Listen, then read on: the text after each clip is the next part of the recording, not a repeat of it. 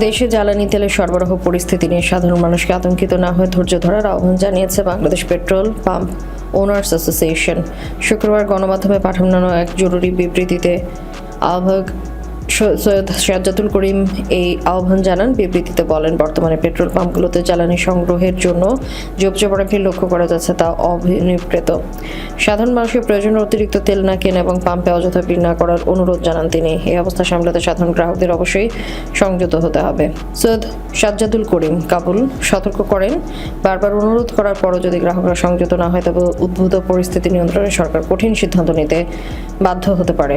জ্বালানি সংকটের কারণে ব্যাখ্যা করে বিবৃতিতে জানানো হয়, মার্চ মাসে অধিক মাত্রায় সরকারি চুরি থাকায় জ্বালানি তেলের ধারাবাহিক সরবরাহ প্রক্রিয়া কিছুটা ব্যাহত হয়েছে, তবে এটি নিয়ে আতঙ্কিত না হওয়ার জন্য তিনি জানিয়েছেন। বিবৃতিতে আশা প্রকাশ করে বলা হয় যে শনিবার থেকে জ্বালানি সরবরাহ পরিস্থিতি পুনরায় পুরোপুরি স্বাভাবিক হয়ে আসবে। জনস্বার্থে সবাইকে আতঙ্কিত না হয়ে স্বাভাবিকভাবে তেল সংগ্রহের অনুরোধ জানিয়েছে পাম্প মালিকের এই শীর্ষ নেতা।